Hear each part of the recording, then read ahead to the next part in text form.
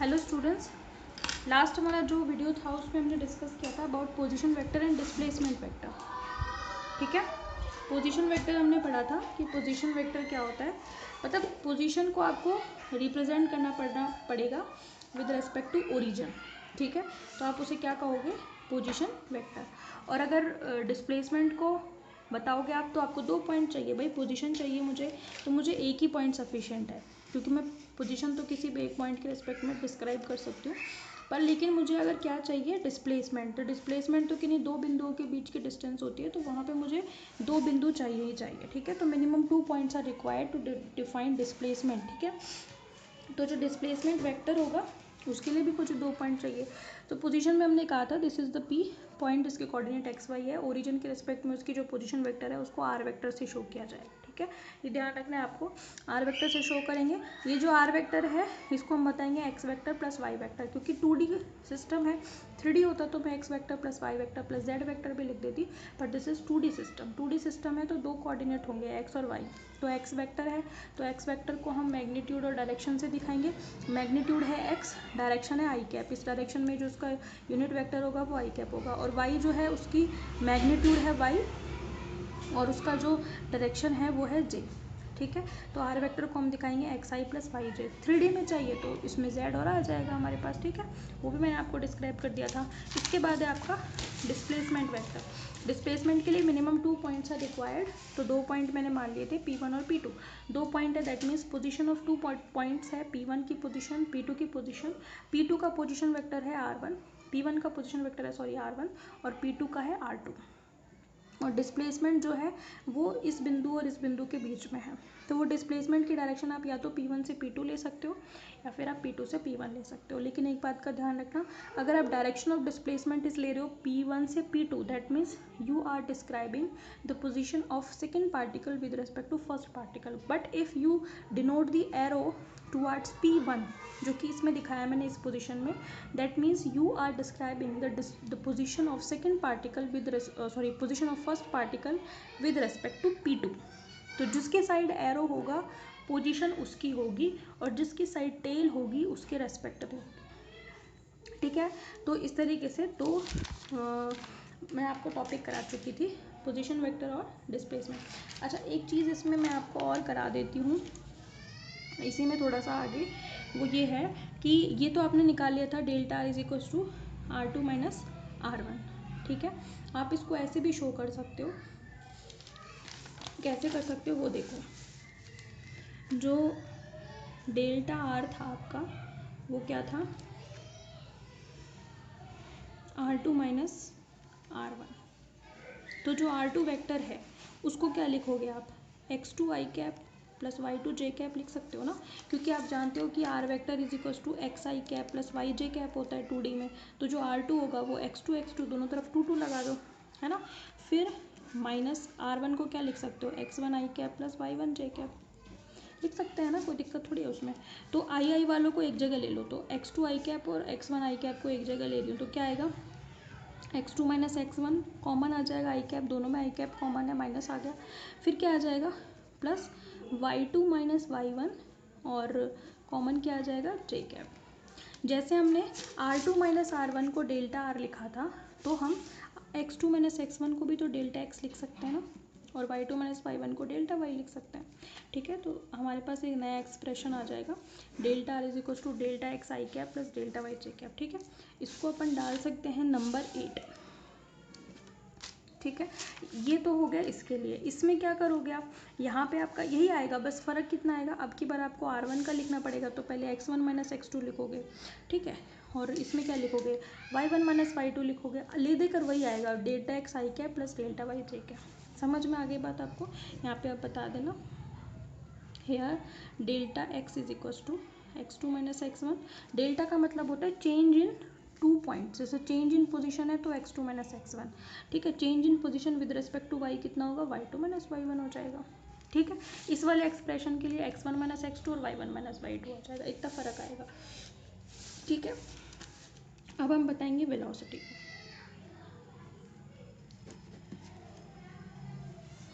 मतलब वेलोसिटी को डिस्क्राइब करेंगे इन कंपोनेंट फॉर्म। जैसे पोजीशन को हमने एक्स और वाई कंपोनेंट्स में शो किया है, सेम वैसे ही आप क्या कर सकते हैं, वेलोसिटी को भी डिस्क्राइब कर सकते हैं किसके रिस्पेक्ट में, ऐसे कंपोनेंट फॉर्म में दिखा सकते हैं। ठीक है, तो एवरेज वेलोसिटी क्या होती है, वेलोसिटी क्या होती है पार्टिकल की, या एवरेज वेलोसिटी कह लो या वेलोसिटी कह लो, वेलोसिटी होती है पार्टिकल की पोजीशन में change with respect to time, यही होती है। तो आप क्या कहोगे, the average velocity v of an object is the ratio of displacement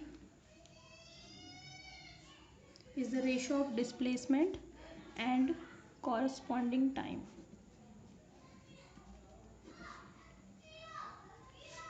interval, है ना, टाइम का डिस्टेंस हमने पढ़ा तो है भाई कि वेलोसिटी क्या होती है, change in position divided by change in time, है ना। या एवरेज वेलोसिटी कह लो या वेलोसिटी कह दो, तो velocity of the particle is the ratio of the displacement and the corresponding time interval. ठीक है, तो जो v है वेलोसिटी, उसको आप कैसे शो कर सकते हो, चेंज इन पोजीशन, है ना, चेंज इन पोजीशन मतलब change in displacement, ratio change in position का मतलब है डिस्प्लेसमेंट से। अभी तो देखा आपने चेंज इन, यहाँ पे पोजीशन ही तो चेंज हो रही है, this is the position vector second particle का, this is the position vector first particle का, दोनों पोजीशन में डिफरेंस लेंगे तो डिस्प्लेसमेंट ही तो आएगा आपके पास, डेल्टा आर। तो वही लिख रही हूँ मैं, v is equal to delta r upon delta t. That means आप ऐसे तो लिखोगे R2 माइनस R1 और नीचे T2 minus T1। R2 minus R1 की वैल्यू डेल्टा आर कितनी आई है, यही तो आई है आपके पास अभी अभी, डेल्टा एक्स आई कैप प्लस डेल्टा वाई जे कैप, अभी तो बताया डेल्टा आर इसके बराबर है, रख सकती हूँ मैं यहाँ पे। तो मैं क्या लिख सकती हूँ, डेल्टा एक्स आई कैप प्लस डेल्टा वाई जे कैप और नीचे डिवाइडेड बाय डेल्टा टी। ठीक है, इस एलसीएम तोड़ लो इसका, therefore v is equal to, LCM तोड़ोगे तो क्या आएगा, delta X by delta T I cap plus delta Y by delta T J cap, लिख सकते हैं हम। इस delta X by delta T को भाई, जैसे जब मैं delta R by delta T को v लिख सकती हूँ, तो जब x डायरेक्शन में पोजीशन होगी और टाइम के रिस्पेक्ट में होगी तो उसको हम x कॉम्पोनेंट ऑफ वेलोसिटी कहेंगे। देयरफॉर मेरे पास v क्या आ जाएगा, v आ जाएगा मेरे पास V x I cap plus we Y J cap. यहाँ पर वी एक्स क्या होगा, वी एक्स होगा delta X by delta T. इसका मतलब क्या हो गया, change in position along x direction. यहाँ पर डायरेक्शन फिक्स हो गई, यहाँ पे मुझे डायरेक्शन का कोई पता नहीं था, ये पता था कि प्लेन में है, इसमें एक्स भी है और इसमें वाई भी है, लेकिन हमने इसको कंपोनेंट्स में ब्रेक कर लिया। हमने क्या देखा कि दो कंपोनेंट में ब्रेक हो गया, एक तो हो गया velocity component along x direction, this is the velocity component along y direction. ठीक है, तो ये क्या हो गया, change in position along x direction, along x direction, और जो वी वाई हो गया that will be del y by delta t, और ये क्या हो गया, change in position along y direction with respect to time, और ये भी विद रेस्पेक्ट टू टाइम। बात समझ में आ गई आपको। तो इस तरीके से आप कंपोनेंट्स में भी ब्रेक कर सकते हो। तो ये आपकी वेलोसिटी आ गई कंपोनेंट्स में। अगर तीन होते तो क्या करते, यहाँ पे आप डेल्टा जेड के कैप लिखते और यहाँ पे भी delta Z bye delta T के कैप आता, तो यहाँ पे भी जेड आ जाता। 3D में भी लिख सकते हो, तो 2D में समझ में आ रहा है तो 3D में कोई दिक्कत नहीं आएगी। ठीक है, ठीक है भाई। अब देखें, अब इसी में हमने इंस्टेंटेनियस वेलोसिटी को डिस्क्राइब किया था। इसी से क्या किया था, लिमिट लगा दी थी delta t tends to zero, जब टाइम बहुत ही कम होगा, delta t tends to zero होगा।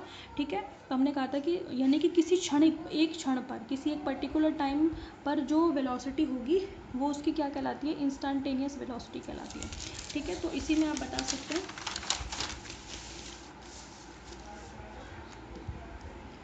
फॉर इंस्टेंटेनियस वेलोसिटी क्या हो जाएगा, v is equals to limit delta T tends to zero और delta R by delta T किसी एक पर्टिकुलर टाइम पर। ठीक है, और जब delta T tends to zero हो तो उसी को हम D R by D T कहते हैं, डिफरेंशिएशन। अब तो आप डिफरेंशिएशन पढ़ भी चुके हो कि डिफरेंशिएशन क्या होता है, समझ में आ गई बात आपको। ठीक है, तो ये आपकी हो गई वेलोसिटी। ठीक है। अच्छा, अब आपका क्या है कि आपने पढ़ रखी है न्यूटन की इक्वेशंस भी हमने पढ़ रखी है। न्यूटन की इक्वेशंस क्या क्या होती हैं, 3 पढ़ी हुई है हमने, ठीक है, लेकिन एक पोजीशन की हमने पढ़ी हुई है इक्वेशन, ठीक है, ठीक है, s is equals to u t plus half a t square वाली, ठीक है, उसको बताएंगे हम। उससे पहले आप एक नोट लिखें, डायरेक्शन ऑफ वेलोसिटी किस तरीके से होगी वो देखो आप। The direction of velocity, the direction of velocity at any point, यानी कि किसी भी बिंदु पर अगर आपको डायरेक्शन चाहिए, at any point on the path of an object is tangential. इसका क्या मतलब है वो बताऊंगी मैं आपको।